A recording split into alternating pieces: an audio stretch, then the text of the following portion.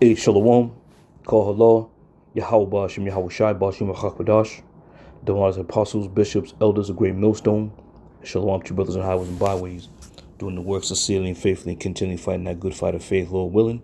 We found that number to be delivered. All right. So I believe I'm going to entitle this lesson, Remember Lot's Wife. All right. Now, we all know the story about what went down with Lot's wife, right? And I'm going to say this. This story is very significant for the time that we're living in right now as well. You know, and as the scriptures say, all things are written for our learning, all right? But remember Lot's wife. So we're going to go to the book of Genesis, right? Go to the book of Genesis, chapter 19, and we're going to start at 17, because this is when pretty much the angels was giving Lot the instructions on what to do. All right.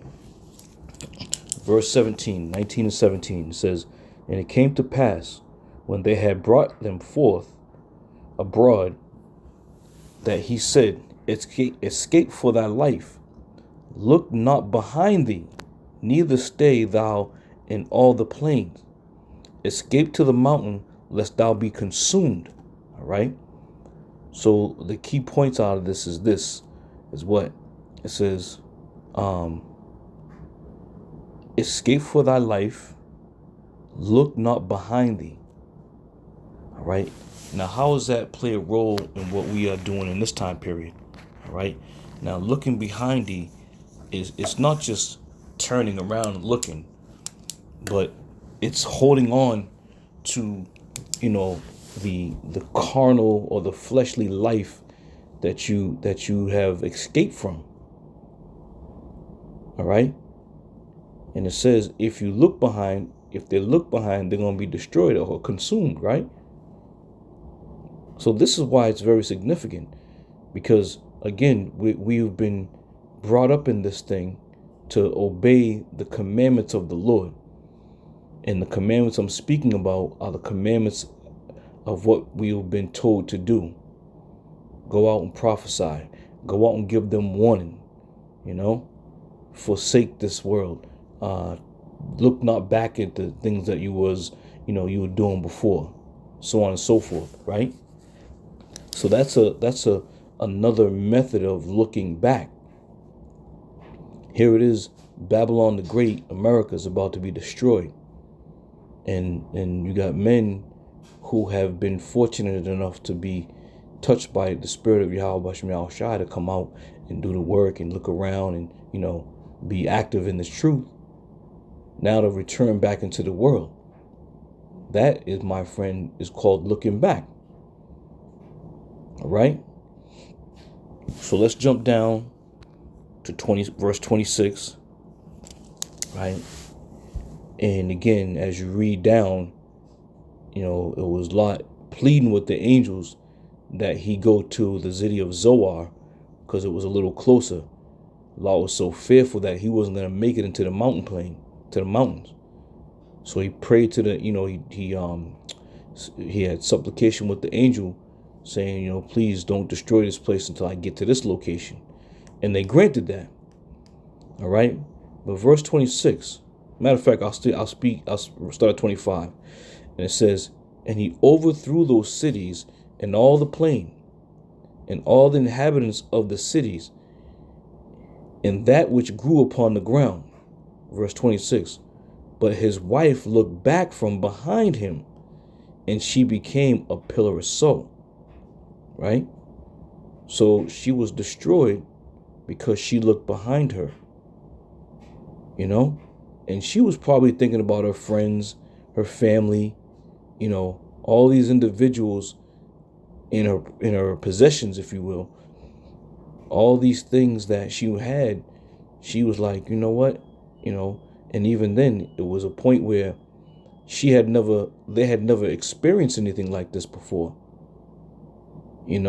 So again, even like us in this time period, we may be dealing with somebody, a little lady or whatever, and you tell her, yeah, this place is gonna be destroyed. They're gonna look at you like you crazy. They ain't gonna pay you no mind. So I'm sure Lot's wife was in that same stead.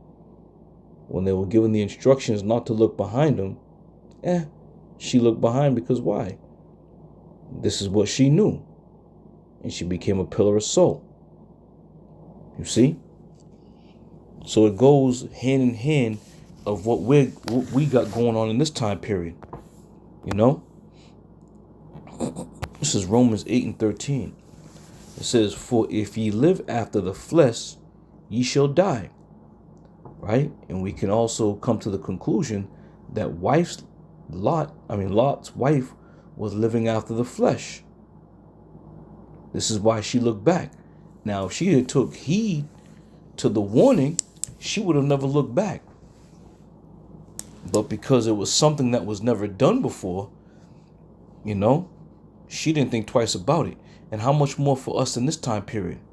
Here we are, we telling you people, this place is going to be destroyed. Thermonuclear missiles are going to be shot over here. The masses don't want to hear that.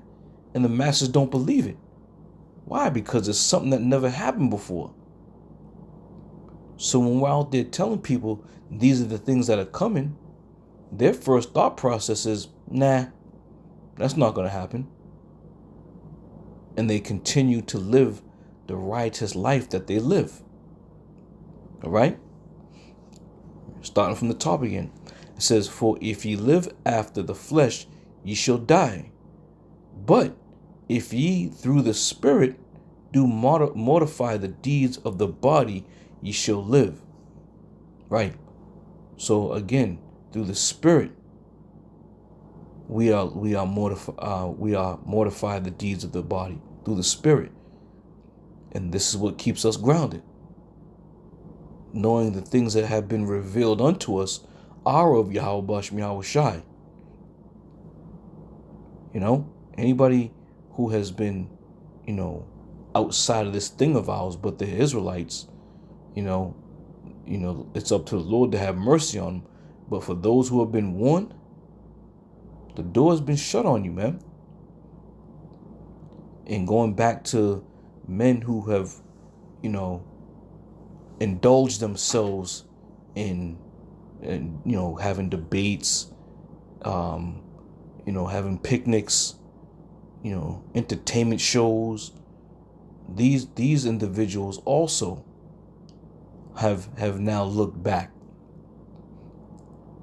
All right, because even coming up through the ranks throughout the years, in the early years, a lot of Israelite groups out there were actually teaching about Esau going into slavery, the so-called white man being the devil, America being destroyed.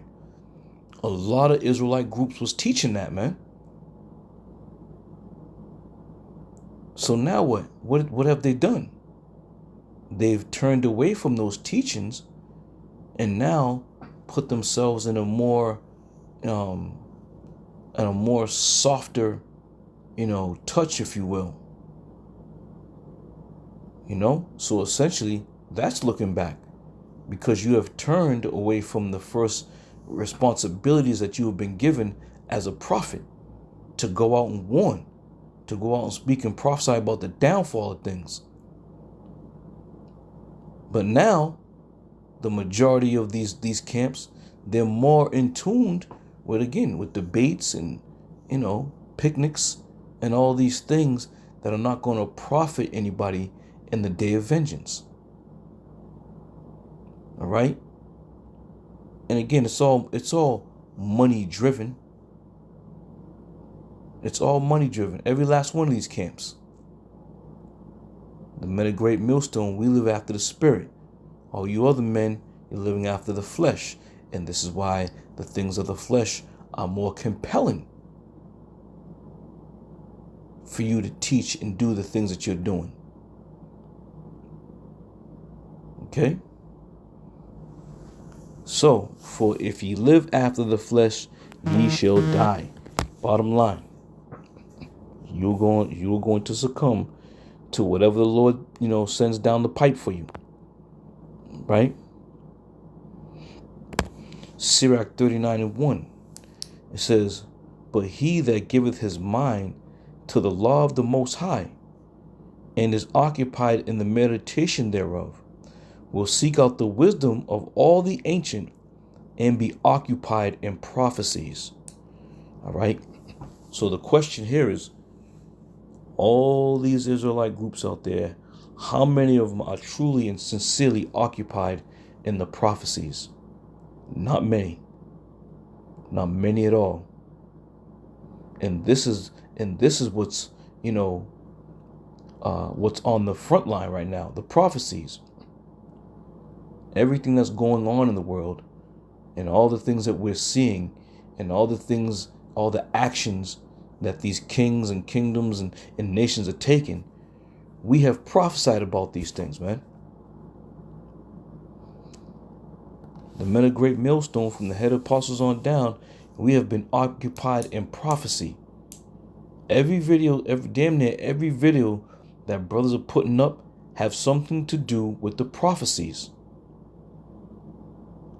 You're not going to see us out there in the street debating, these guys, and, having, different types of, what they call them, community uplifting, revivals or what have you. Our job right now is to be occupied in these prophecies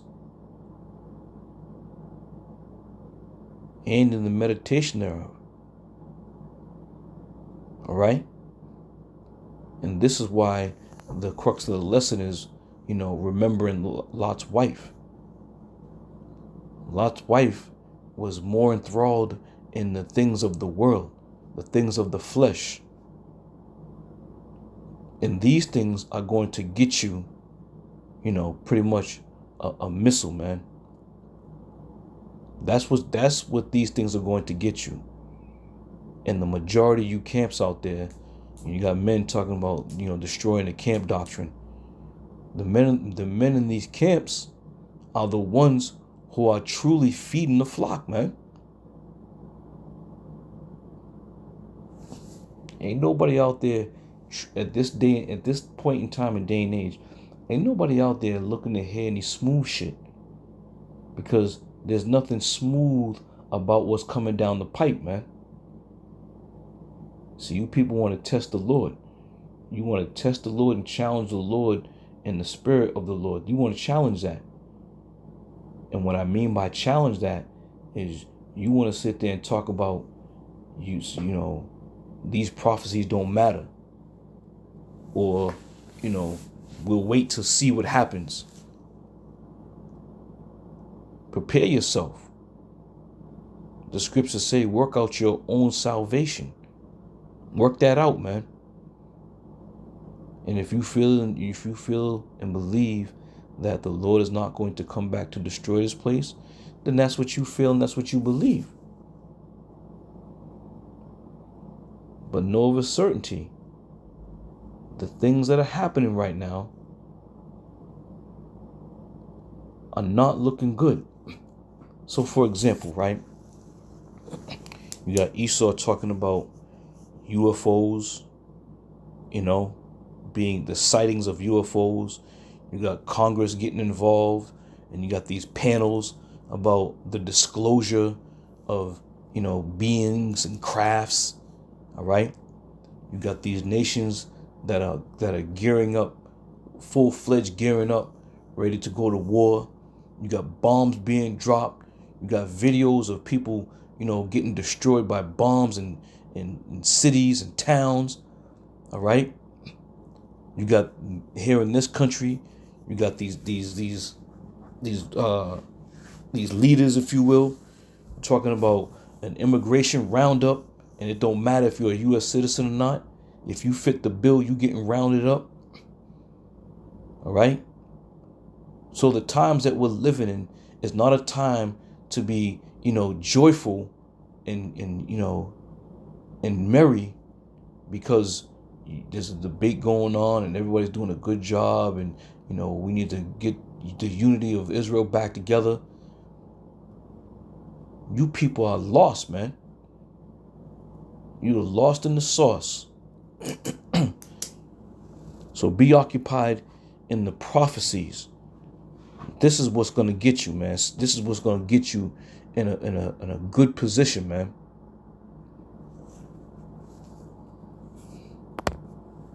A lot of men truly don't believe this thing of ours, and they're going to find out the hard way.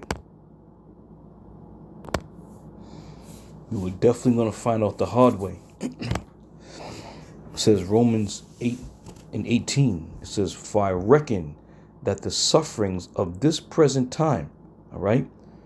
Now we can also attribute that to us in this time period. Because again, this ain't a time for us to be merry. It ain't a time for us to be, jubil. "For I reckon the sufferings of this present time." All right? We are coming into the time of Jacob's trouble. That's going to bring what? A lot of suffering.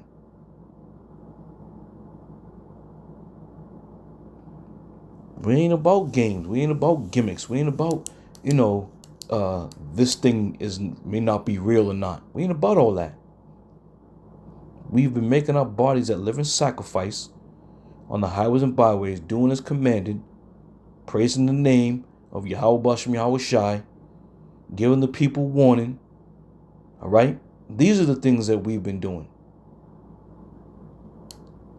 2025, and men are still calling Jesus Christ and having great debates, And if that's your stick, then that's what y'all gotta do. All right? But then know, as the scripture says, then shall it be known who are the Lord's chosen, the men who have been occupied in prophecy. All right? 18. For I reckon that the sufferings of this present time are not worthy to be compared with the glory which shall be revealed in us. All right? So we understand that there's a glory that's coming. All right? And the glory that's coming is where we look forward to and not behind for the vanity of this world. This world is about to be changed in a major way, man. And a lot of you people who profess that you are not going to change, you are going to change with this world. Because your world, this is your world. And if you don't change with this world, you're going to be stuck on both sides. Because you choose not to listen to the word of the Lord. And now you're professing that you ain't going to deal or change according to this world. The Lord ain't going to protect you, man. You're going to get zero protection from Yahweh Bashem Yahweh Shai. Because you chose to set at naught the Lord's counsel. Okay? So we are suffering right now. But we're suffering patiently through the spirit and power of Yahweh Bashem Yahweh Shai, waiting for our big brother to come back and to return. A lot of people don't have patience. The scriptures say that. Woe unto them that have lost patience, man. You've lost patience. You've gone back into the world. You live in the way of the world. When you give up something, right? When you truly give up something, you don't tend to try to reclaim it. You don't try to reclaim it and gain it back so you can feel better, so it makes you feel better. And that's also, mortifying yourself. Just strengthening yourself. Because if you give it up, now I'm not going back to that. I don't want it anymore. Likewise, when you come into this truth, you put off that old man that used to run the streets, that used to wheel and deal, shuck and jive. You put that man away, right? Because now the man that you are and the man that you have become is a more patient and a man of understanding and of wisdom. This is why when we see guys who come in and come into the truth for a little while, and they're on fire, and they go back into the world, we know that the Lord has not changed their spirit or changed their heart truly. Hence, going back to the world is easy. It's pleasurable. It's more, it's life for them. But we're going to continue in the stead of Yahweh Bashem Yahushai in the time of these current sufferings, the tribulations that are coming. All right? Because Lord willing, as the Lord said, but he shall be saved out of it. All right? So I've been rambling on a little bit on this issue, but the crux of the matter is this. Remembering Lot's wife, she looked back and got destroyed. All right? And any man who's come into this thing and has fallen back into the world, just like Lot's wife, you will be destroyed. Point blank, period. You will be destroyed. All right? So with that, I'm going to end it there, Lord. When I'll see you brothers in another one, I say shalom.